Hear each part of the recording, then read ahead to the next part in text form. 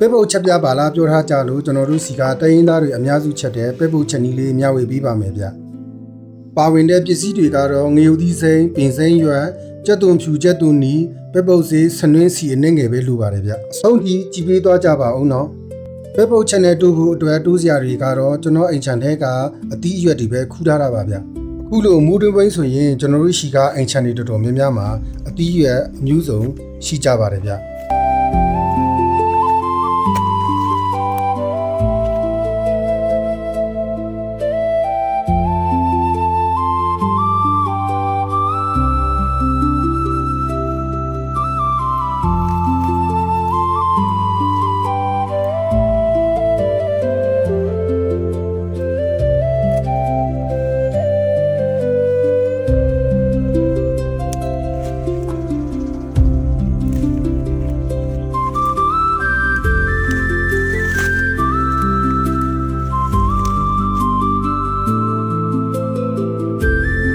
ဒီတရက်သီးစားရေးဆိုင်ကတော့ကျွန်တော်ကိုယ်တိုင်ဆိုင်ထားတာလေးပေါ့နော်သူကကျွတ်ပြီးတော့အရန်စားလို့ကောင်းပါတယ်ဗျ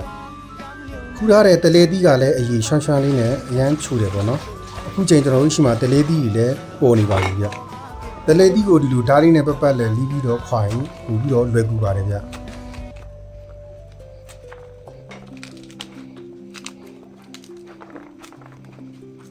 ရလာတဲ့အသီးရွက်တွေကိုကျွန်တော်ကရေဆေးတန့်စင်မယ်ပြုတ်စရာလူတဲ့အသီးရွက်တွေကိုကျွန်တော်ကပြုတ်ပြီးတော့ပြင်ဆင်ထားရပါတယ်ဗျပဲပုတ်ရေချက်ဖို့အတွက်ငရုတ်သီးစိမ်းကြက်သွန်ဖြူကြက်သွန်နီပင်စိမ်းနဲ့ပဲပုတ်ပဲလူပါတယ်ဗျကျွန်တော်ရှိကတိုင်းရင်းသားတွေကပဲပုတ်ကိုစီပြန်ချက်တာတဲ့ဒီလိုပဲပုတ်ကိုအရေချက်စားတာပို့ပြီးတော့များပါတယ်ဗျပဲပုတ်ရေချက်ဖို့အတွက်ကျွန်တော်ကတော့ကြက်သွန်ဖြူကြက်သွန်နီငရုတ်သီးစိမ်းကိုထောင်းပြီးတော့စနင်းလေးနဲ့စီတက်လိုက်ပါတယ်ဗျစီတက်ထားတာအစိမ်းနှမ်းပြောပြီးတော့မွေးလာရင်တော့ကျွန်တော်ပဲပုတ်စီလေးကိုထည့်ပြီးတော့ငွေပေးလိုက်ပါတယ်ဗျစီလေးနဲ့အနှဲငယ်လုံးချက်ပြီးသွားရင်တော့ကျွန်တော်တို့ရေထည့်ထားပါမယ်ဗျပြီးရင်တော့အရသာအတွက်စားအချုံလေးလူတလူထည့်ပြီးတော့အုပ်ပြီးတော့ခဏတည်ထားပါမယ်ဗျရေအနှဲအများလူတလူခြံထားပြီးတော့ကျွန်တော်တို့ပင်စမ်းရက်ကိုအုပ်လိုက်ပါမယ်ဗျချက်ရတာရမ်းလွယ်ကူပြီးတော့မှထမင်းမိန်တဲ့ပဲပုတ်ရေဟင်းတစ်ခွက်ရပါပြီဗျစားကြပါဦးပဲပုတ်ကြီးပေါ့နော်ကျွန်တော်ခေါ်စားပြုံးကြီးကျွန်တော်လုံးလိုက်ကြတာပြုံးကြီး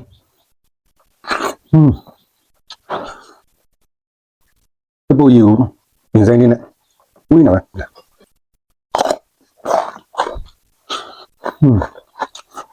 ဝါဒီ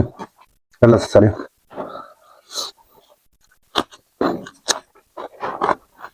ဒါဆိုင်ဖူးဦးပါဗျဆိုင်ဖူးဦးမွေးနေတော့မူဆက်စားလေးနဲ့ပြုံးကြီးချိုးနေတော့ကျင်းကည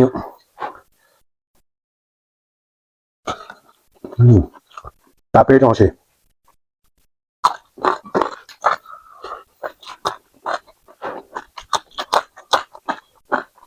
ဒါစုဖို့ဒါပဲဆောင်ခါဒီ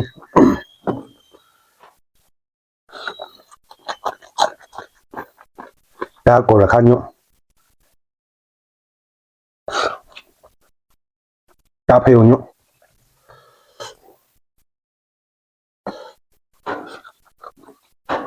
ဒါပူည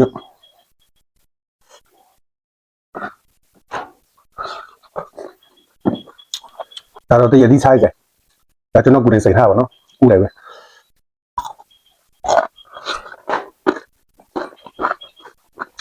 ဒါချော်ရွက်ခံကြလို့ဒီ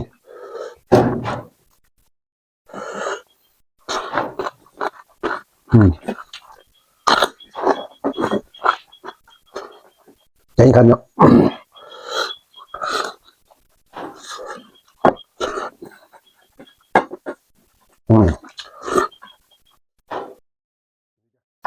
ျွန်တော်အားပေးကြတဲ့တယောက်ချင်းစီတိုင်းကိုကျေးဇူးတင်ပါတယ်ဗျနောက်ဗီဒီယိုမှာပြန်ဆောင်ပါဦးမယ်